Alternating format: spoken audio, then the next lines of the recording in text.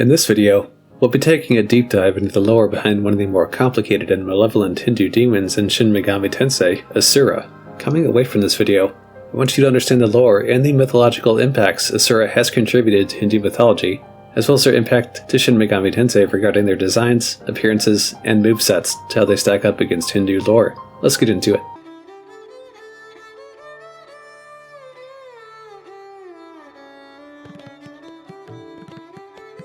Asuras are mythological lord beings in the Indian and Persian texts who compete for power with the more benevolent devas. Asuras are described in Indian texts as powerful superhuman demigods, or demons with good or bad qualities. The good Asuras are called Adityas and are led by Varuna, while the malevolent ones are called Danavas and are led by Vritra. Other specific sections of Asuras exist, and they are known as the Daityas, Anavyas, and the Rakshasas. In the early Vedic texts, Agni, Indra, and other gods are also called Asuras in the sense of them being lords of their respective domains, knowledge, and abilities. In the later Vedic and post-Vedic texts, the benevolent gods are called devas, while malevolent Asuras compete against these devas and are considered enemy of the gods or demons. In post-Vedic times, some of the Asuras were renowned for their devotion to the Hindu religion. Also, while they were later known for their militancy, some of their ethical customs were admired, such as not touching meat when at war and not allowing anyone else to wash your feet, both of which Karna adhered to during the Kurukshetra War. Further, Mayadanva had shown his devotion to Hinduism by writing the Vastu Sastra on how to design temples.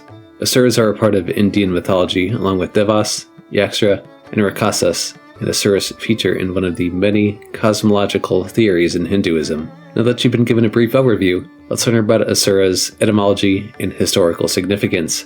Monier-Williams traces the etymological roots of Asura to Asu, which refers to the life of the spiritual world or departed spirits.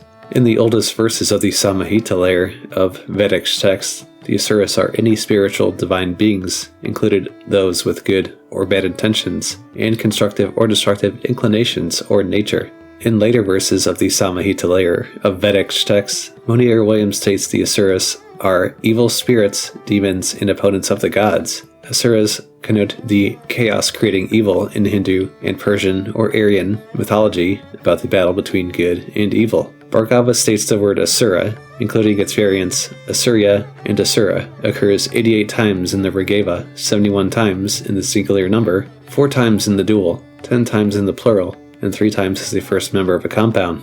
In this, the feminine form, Asurya, is included twice. The word Asurya has been used 19 times as an abstract noun, while the abstract form, Asuryatava, occurs 24 times, 22 times in each of the 22 times of one hymn, and twice in the other 2 hymns. As the Rigveda names Asuras that are also termed devas within the same scripture, it is possible for an Asura to be a deva. The Asuras themselves are called Purva Devata. Furthermore, the Asuras that are recognized as devas were labeled as Devav Asura. The Asuras that are not devas are termed Asura Edeva. Some post-Vedic scriptures, such as the Mahabharata and the Sapatha Brahmana, mention that the Asuras were the elder brothers of the devas. In our next point, I will be discussing more about the Asuras and the devas.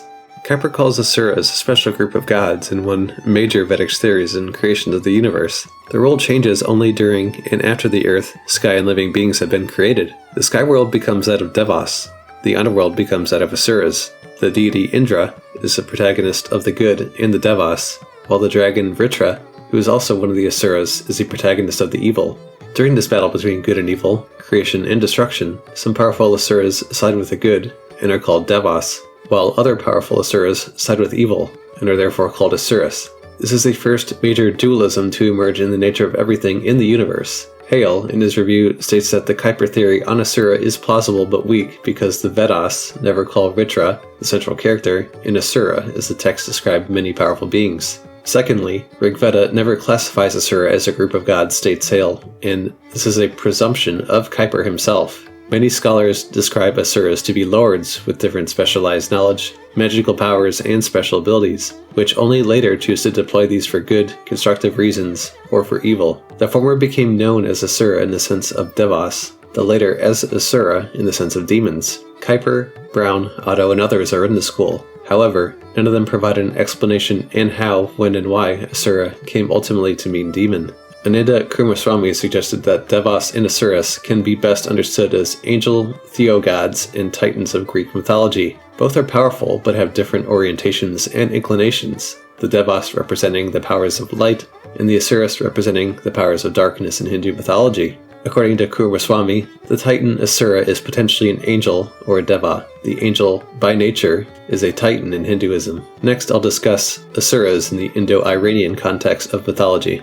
In the 19th century, Hogg pioneered the idea that the term Asura is linguistically related to the Ahuras of the Indo-Iranian people in pre-Zoroastrian era. In both religions, Ahura of the pre-Zoroastrianism, Varuna, and Deva are found, but their roles are on opposite sides. This means that Ahura evolves to represent the good in pre-Zoroastrianism, while Asura evolves to represent the bad in Vedic religion, and Deva evolves to represent the bad in pre-Zoroastrianism, while Deva evolves to represent the good in Vedic religion. These contrasting roles have led some scholars to deduce that there may have been wars in Proto-Indo-European communities. Gods and demons evolved to reflect their differences. This idea was thoroughly researched and reviewed by Peter von Bracke in 1885. The relationship between Ahuras, Asuras, Devas, and Devas in Indo-Iranian times was discussed in detail by F. J. V. Kuiper. This theory and other Avesta, Assyrian-driven hypotheses developed over the 20th century are all now questioned, particularly for lack of archaeological evidence.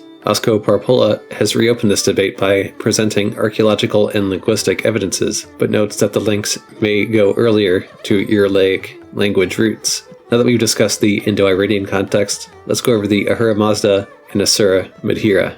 Ahura Mazda, whom the Zoroastrians worship as the supreme lord in the Avestan equivalent to Vedic Sanskrit's Asura Medhira, the phrase means wise lord. In the Rig Veda, it appears in a few places. In the Rig Veda, verse 24.14, Kasan Yanamasura appears in one sentence. With bending down, obligation, sacrifices, O Varuna, we depreciate thine anger. Wise Asura, thou king of wide dominion, loosen the bonds of sins by us committed. There are several passages in the Vedas, especially in the Athar Veda and the Avesta, that are identical, except in that they are different languages of the Avestan and Vedic Sanskrit. Now that we've learned about Asura in various historical contexts, let's now examine the top 5 Asura in Hindu mythology, and I'll provide you with an overview on each of the 5 before we examine the only 2 Asura which are actually worshipped. We will then examine the impact on Shin Megami Tensei that Asura has had. Let's start with arguably the most powerful Asura, Madhu and Kaithba. At the beginning of the universe, when there was not many creations and not much of anything to worry about, Lord Vishnu slept nonchalantly floating on a shoreless ocean. It was then 2 specks of dust fell from his ear onto the sea, and a pair of Asuras emerged from them and began swimming. Unaware of their surroundings or where they were, with the giant asleep in the sea and how they came to be there, they meditated for many long days and nights, having in them a burning desire to discover the answers. Eventually, music awoke them, and they looked into the sky to see a beautiful Sarasvati. Pleased with their devotion, she granted them the boon of choosing when and how they would die. In the Bhagavata Purana, the demons Madhu and Kaithba stole the Vedas from the Lord Brahma and deposited them deep inside the waters of the primeval ocean. It was Lord Vishnu, in his manifestation as Hayagriva, killed them and retrieved the Vedas. The bodies of Madhu and Kaithba disintegrated into 2 6 times, which is 12 pieces, 2 heads, 2 torsos, 4 arms, and 4 legs. These are considered to represent the 12 seismic plates of Earth. Next, let's talk about Ravana. The prime antagonist in the epic Ramayana, the Asura king Ravana, though unknown to many, is known for his spiritual conquest and scholarly knowledge. According to some believers, Ravana is considered to be the original author of the Lal Kitab, which is a principal text of Hindu astrology and palmistry. Ravana was a fierce warrior and great administrator as the king of Lanka. It should also be known that he was an equally great musician as well. As tales have it, when he played his veena, even the gods would appear and listen to his music. Nadi Shastra talks about the Ravana being an expert in Ayurvedic texts and a major stakeholder in medical conferences held in those days. When he was moments away from his death, Rama had asked Lakshman to pay respect to Ravana and to learn the methods of proper governance and administration, and as it happened, Ravana eventually obliged. Next, we'll discuss Vritra. Vritra, a serpent or dragon Asura, and also the drought, a natural calamity personified, is considered the greatest adversary Indra, the king of the highest heaven, had to face. He appears as a dragon blocking the course of rivers and is heroically slain by Indra. As the Rig Veda has it, Vitra kept the waters of the world captive until he was killed by Indra, who in turn destroyed all 99 fortresses of Vitra before liberating the imprisoned river as Vitra broke Indra's 2 jaws during the battle, but was then thrown down by Indra, and, in falling, crushed the fortresses that had already been shattered. For this feat, Indra became known as Vitrahan, Slayer of Vitra, and also known as Slayer of the Firstborn Dragons. Now, let's learn about Meghnada Indrajit. Meghnada Indrajit was an Asura from the Puranic scriptures of the Hindu Dharma as the king of the Daityas. It obtained the boon of Brahma of being virtually indestructible, but as time passed by, he grew arrogant and demanded that all worship him, and only him, considering himself to be the greatest of the gods. When Prahlada, his own son, refused to do so, tales have it that he attempted multiple assassinations of Prahlada. Hiranyakashipu was subsequently slain by Narasimha, a Varata of Lord Vishnu. Next, we'll learn about Hiranyakashipu. Hiranyakashipu, known as an Asura from the Puranic scriptures of the Hindu Dharma, as the king of the Daityas had obtained the boon from Brahma of being virtually indestructible. But as time passed, he grew arrogant and demanded that all worship him, and only him, considering himself to be the greatest of the gods. When Prahlada, his own son, refused to do so, tales have it that he attempted multiple assassinations of Prahlada. Hiranyakashipu was subsequently slain by Narasimha, avatar of the Lord Vishnu. Now that I've given you my opinion on the top 5 Asuras in Hindu mythology, let's now examine why Asura are typically not worshipped in Hindu mythology. You may be surprised to know that Asura are not worshipped themselves, but rather they have been known to worship gods like Shiva. In this section of the video, you'll examine 2 Asura that have risen above being demigods and become devas, or gods. These 2 devas are Rahu and Ketu. Momentarily, you will learn about each. Rahu, meaning to abandon or void, is an Asura in Vedic demonology. The prince of the Daityas, Rahu was born the son of Viprachita and Sinhika. Disguised as a god, the snake demon sat between the sun and the moon, while the gods and demons alike came together to produce the nectar of immortality. In Hindu tradition, Rahu is the severed head of an Asura that swallows the sun, causing eclipses. He is depicted in art as a serpent with no body, riding a chariot drawn by 8 black horses. Rahu is one of the 9 planets in Vedic astrology and is paired with Ketu. The time of day considered to be under the influence of Rahu is called the Rahu Kala and is considered unfavorable. According to legend, during the Samudra Manthan, the Asura Rahu drank some of the amrita, otherwise known as divine nectar. The sun and the moon realized it and alerted Mohini, the female avatar of Vishnu. Mohini cut off the Asura's head before the nectar could pass his throat. The head, however, remained immortal due to the effect of amrita and became Rahu.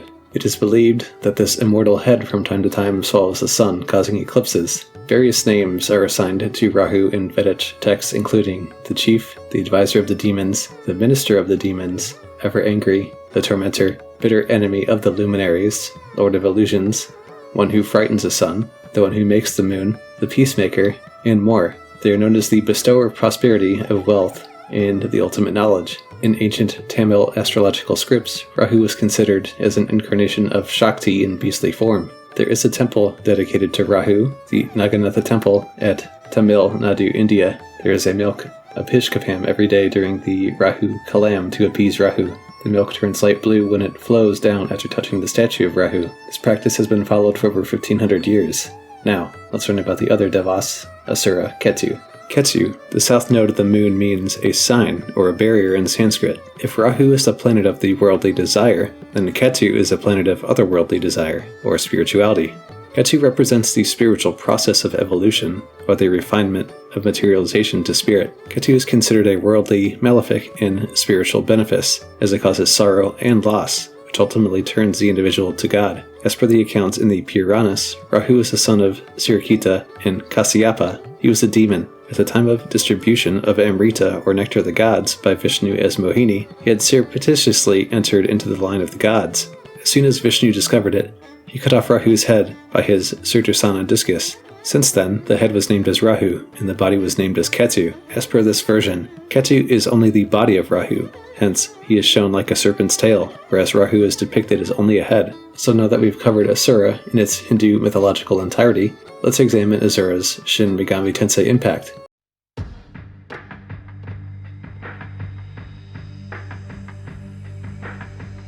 There is no denying that Asura has had a substantial impact in Hindu mythology. The same can be said of their role in the Shin Megami Tensei franchise. Their roles range from simple demon fusions to high-level boss battles. We'll examine their roles in the games that have a more notable impact rather than simple demon fusions, since that would apply to a multitude of games. Then, I'll examine their movesets to see how well it compares to what it would be in Hindu mythology. Please note, there are spoilers ahead, you've been warned. In Shin Megami Tensei, where it all started, as the one responsible leading the forces of the Ring of Gaia in order to intervene in God's summoning of the Basila and bringing forth a world of freedom under the demons, and what some might consider to be a survival of world of the fittest situation, Asura stands in his chambers located on the heart of the last floor of the basement of the Basila as the last enemy and the final boss. The protagonist must face on law and neutral alignments while serving as a non-playable ally if he's chaos aligned, providing aid in the alignment of the Devil Ring, a valuable item needed for the final showdown against Michael to become available. Asura's own throne room is inaccessible unless the player has the Angel Ring in their possession, but this is only if you follow the law route. There won't be any items required in the neutral path for Shin Megami Tensei. He poses as the leader of the Gaian army that has taken control of the inferior part of the Basila, and he serves as the most powerful servant of Lucifer on Earth, guiding his demon generals on the complete obliteration of the Messiah faction alongside the Chaos Hero and his female partner, Ri. After encountering the protagonist, Asura mocks him, saying to have betrayed one only who cared about him, referring to the Chaos Hero, in order to follow the orders of one who has done nothing for him. He is truly a shining example of a servant of God. Asura proceeds to engage the heroes in the final battle, where he is slain and the balance of the world is finally restored. According to him, he's actually Ahura Mazda, cursed by the gods to be the demon Asura. In Shin Megami Tensei Strange Journey, Asura appears as the violent demon lord of Sector Delphinus. Initially a mass of formless demons scattered throughout Delphinus, these could possess crew members and manifest a form of violent insanity until Zelnin and the protagonist intervened using the MK gun. The fleeting demons began coalescing in giant hives around Delphinus' higher levels. At a certain point, these demons also taunt Zelnin, claiming that the crew members consider her a sex object, something that deeply unsettles her even after Asura himself is defeated. When you've destroyed enough of them, they gather into a giant stone of Asura, recreating their massive form. Asura is a violent demon who seeks to polish the human spirit by having it devolve into a state of savage barbarism. His signature attack is the Asura Roga, an attack that leads the target to develop a rage element, which raises their attack but causes them to mindlessly attack any target on the battlefield, which could be themselves, the enemy, or their own allies. This will usually result in the party being wiped out in several turns without any chances to strike back or to recover from the injuries. With that being said, it's best that the player either bring a physical resistant demon or armor, or field demons with low strength to minimize the self-inflicted damage at this point. Avoid using physical reflecting demons like Doppelganger, since they will damage their teammate assailants even more. Bring fire resistance, as it helps weather the main attacks, and access to ice skills will be useful in triggering more co-op attacks. It's also strongly advised to guard at your first turn to greatly mitigate the number of party members inflicted by rage. After being destroyed, he leaves behind his rare forma, the Delphinus Rosetta, opening up access to Sector Eridanus. Asura later returns in Sector Fornax, in which he appears as an invisible demon, which can hurt the protagonist with impunity unless he has upgraded the enemy search program. Upon being discovered, he manifests a formless demon to attack, while he also hurries to Fornax basement to shed his shape and assume his true form. Upon being discovered, he manifests a formless demon to attack while he hurries to Fornax basement to shed his shape and assume his true form, Ashura.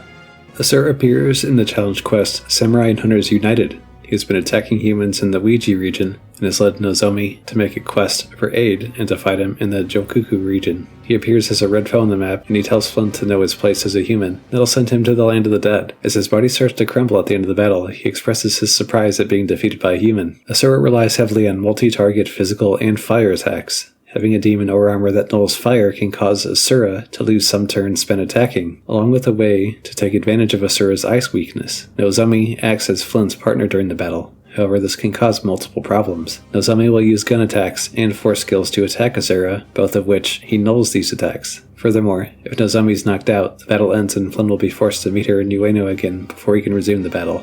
In Shin Megami Tensei 5, Asura along with Mithras can be found outside Arioch's castle after accepting Amon's quest, the Winged Sun. After learning from the protagonist that they are sent by Amon, the two immediately become hostile but are both defeated and killed. After completing the quest, Asura becomes unlockable for fusion. Asura appears as an optional boss in Raidou Kuzunawa vs King Abbadon, provided that the player has completed all other quests by the Yatagarasu, and that Raidou's alignment is lawful. The case file, a critical quest will open up at this point for the player in Chapter 7. The player must go through the Akarana corridor to find Asura. When Goto Duji asks why Asura wants to go to an alternate space-time, Asura replies that he wishes to leave for the future, to assist the forces of chaos at the time. Raidou must choose if he dares to challenge Asura, and then after the fight he must decide Asura's fate. Upon being beaten, he explains his current form of the Nichi Niori is not his true form, and that he was once Ahura Mazda. As the player, you can choose to allow Asura to join the armies of chaos so that he can pursue his desires and once again becoming Ahura Mazda, or to have him return along to being the Nichi Niori. Goto will comment about the potential ramifications of Raidou's decision that they could have upon the world. In Persona 4, Asura is the ultimate persona of the Sun Arcana. He is only available after completing either Ayane Matsunaga's social link and receiving the handmade ticket from her, or completing Yumi Ozawa's social link and receiving the annotated script. Much like in Persona 3, he is the only persona that learns Unshaken Will, which nullifies all mental elements. And also, like the majority of skills exclusive to certain personas, Unshaken Will cannot be passed on via fusion, making Asura the only persona that can possibly nullify all ailments if the appropriate nulls are fused onto him. It is worth noting that if you can fuse Asura in Persona 4, I strongly advise in you doing so. Now, let's examine this screenshot from SMT 5. As you can see from this entry, Asura is quite a formidable demon with access to almighty, physical, elemental, and the ability to null certain elements like fire make this demon not only versatile, but one you can lean on until you get into the deeper parts of the games, allowing for endgame fusions. You simply cannot go wrong with Asura in any playthrough in my opinion. Now, comparing the aforementioned abilities against Hindu lore, the moveset and affinities very much befits this Hindu demigod, and I feel that Atlas did a really good job giving this demon the proper justice over the course of the franchise. In regards to the Asura design, allow me to paraphrase Kaneko. So as Michael is a powerful messenger of God, so is Asura a kind of equally powerful but also equally lesser form of a supreme deity. Hence, this all-Buddhist Asura is a match for Michael when at first glance, with the shoddy information about Buddhist lesser deities we have in English, he wouldn't appear to be. Strange Journey Asura lacks the same grand dwa portrayal in any SMT game, and that's why I think the intent between the two designs is different as well. To me, I like that Kaneko understands the role Asura played in Hindu and Buddhist mythology, and was able to contrast it against a Judeo-Christian entity like Michael. I think it also fits contextually, and he was able to craft his design after the statue of Asura found in Nara. Again, proper job on this by Kaneko and the development team at Atlas. Well guys, that will conclude my video on Asura. I hope you're able to really take away the significance Asura has had in Hindu mythology, and gain a better understanding of their influence on Shin Megami Tensei as well. If you've enjoyed the video, please like and subscribe and I'll catch you in the next video. SnarSoldier17, out.